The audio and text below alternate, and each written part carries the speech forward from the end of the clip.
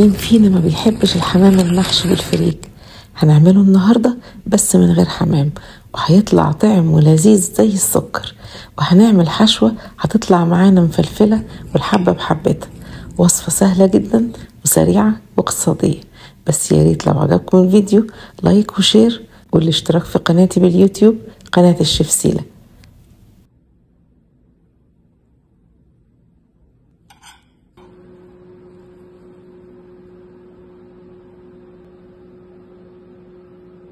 اول حاجة حضرت وراك فراخ مخليين ومغسولين بالمية والملح، رصيتهم ما بين كيسين ودقيت عليهم بشاكوش المطبخ علشان افرد الانسجة، بس بدق بالراحة علشان نسيج الفراخ ما يتبهدلش. حضرت بصلاية مبشورة، صفيتها كويس من المية.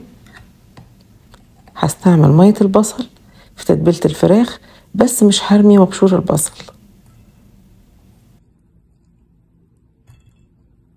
تبلت مية البصل معلقة صغيرة ملح، نص معلقة صغيرة فلفل أسمر، نص معلقة صغيرة بهارات فراخ. في بولة حطيت الفراخ وضفت عليها عصير البصل المتبهر، زودت عليه معلقة من الخل وغطيته وحطيته في التلاجة لحد ما احضر الحشو. حطيت كوباية من الفريك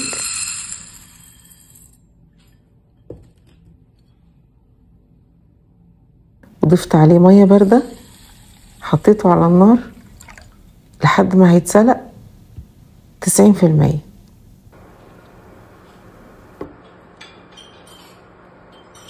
في حلة حطيت معلقة كبيرة من السمنة وضفت عليها مبشور البصل اللي صفيته. بشوح البصلة لحد ما لونها يبقى شفاف، مش هحمرها.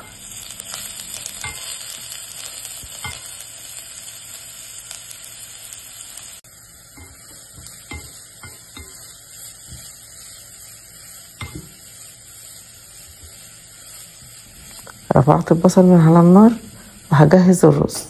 حطيت معلقة كبيرة من السمنة والزيت في حلة على النار، ونزلت عليها بكوباية من الرز المصري المغسول المتصفي. هقلب الرز لحد ما كل حباية تتغلب بالمادة الدهنية تسخن معايا. ضفت على الرز معلقة صغيرة من الملح ونص معلقة صغيرة فلفل أسمر ونص معلقة صغيرة من بهارات الفراخ.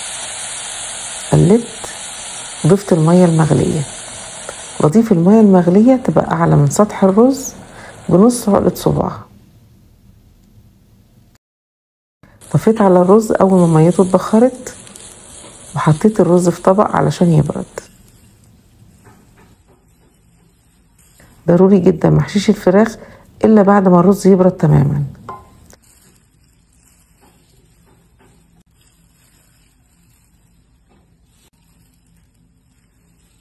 ضفت عليه الفريك والبصل، قلبته، وكده الحشوة بقت جاهزة. جبت بولة حطيت فيها كيس بلاستيك ممكن استرتش، فردت الفراخ جوه البولة وحطيت الحشوة. بلاش تكتروا من الحشوة علشان الفراخ تتقفل كويس.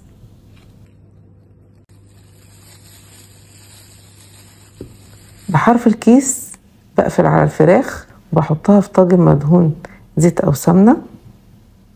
مش محتاجين ان احنا نخيطها ولا نربطها.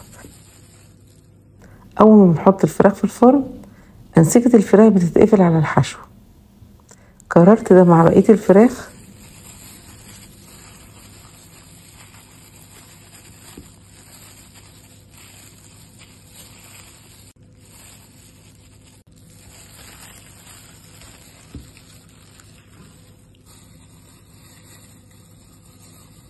وبعد ما خلصت في بولة حطيت نص معلقة صغيرة بابريكا مع معلقتين كبار من الزيت او السمنة. دهنت الفراخ بالتوبنج.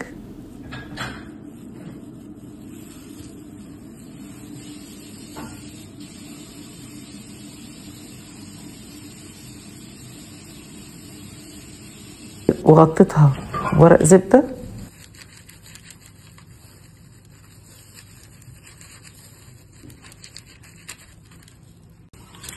وبعدين ورق فويل.